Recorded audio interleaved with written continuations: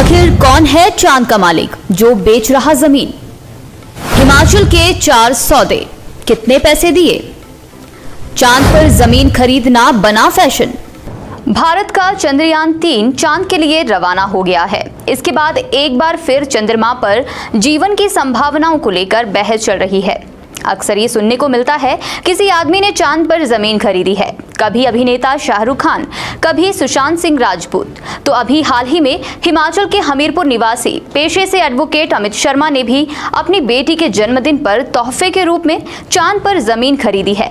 अब इसके बाद हिमाचल में भी हर कोई ये जानने को इच्छुक है कि चांद पर जमीन खरीदने का प्रोसीजर क्या है, यहाँ जमीन खरीदने का आखिर फायदा क्या है। अगर आपके मन में भी यही सब शंकाएं हैं तो हमारी ये रिपोर्ट आपके लिए है, जिसमें आपको अपने इन सब सवालों के जवाब मिलेंगे। हिमाचल में एडवोकेट अमित शर्मा के चांद पर जमीन खरीदने की खबर सामने आते ही चर्चाओं का दौर गर्म है। हालांकि ऐसा करने वाले हिमाचल के वे पहले इंसान नहीं हैं। इनसे पहले शाहपुर और ऊना के 2 लोगों ने भी चांद पर जमीन खरीदी थी। वहीं इनके बाद अब हमीरपुर से ही एक इंजीनियर ने चांद पर जमीन खरीदी है। अब आप सभी जानते हैं कि चांद हमारे सौर मंडल का एकमात्र ऐसा उपग्रह है जो प्राकृतिक है।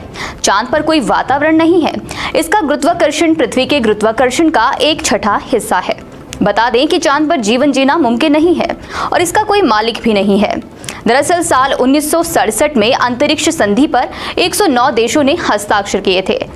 इसके मुताबिक अंतरिक्ष और उसके सभी प्राकृतिक संसाधनों पर हर एक मनुष्य का एक जैसा अधिकार है, यानी ये एक सार्वजनिक संपत्ति है, जिसके मुताबिक कोई देश या इंसान अंतरिक्ष में किसी भी संपत्ति होने का दावा नहीं कर सकता।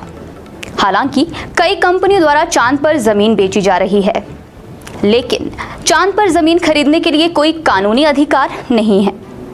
वहीं अंतरिक्ष संधि के मुताबिक चांद पर जमीन होने का कोई भी व्यक्ति या देश दावा नहीं कर सकता। इसलिए चांद पर जमीन खरीदना एक धोखा है। अगर आप भी चांद पर जमीन खरीदने की सोच रहे हैं तो इससे बचें, क्योंकि ये केवल एक धोखा है।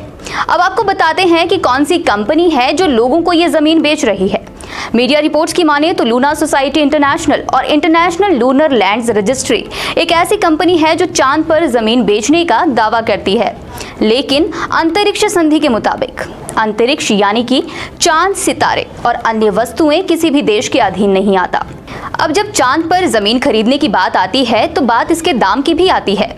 तो lunarregistry.com के मुताबिक चांद पर 1 एकड़ जमीन की कीमत है $37, यानी करीब 3075 रुपए।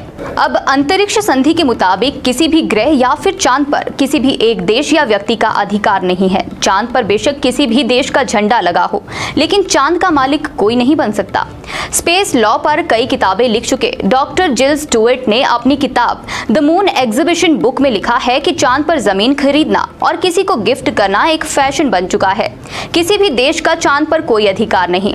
फिर कंपनियां रजिस्ट्री कैसे कर रही हैं? यानी चांद पर जमीन बेचने का काम एक गोरख धंधा है और अब ये $1 मिलियन बिजनेस बन चुका है। 3000 रुपया एकड़ लोगों को सस्ता लगता है और इसलिए वे चांद पर जमीन की रजिस्ट्री कराने में कोई सोच विचार नहीं करते। अब इस सारे मामले पर आपकी क्या राय है, हमें कमेंट बॉक्स में जरूर बताएं। हिमाचल और देश दुनिया की तमाम खबरें पाने के लिए देखते रहिए दिव्य हिमाचल टीवी।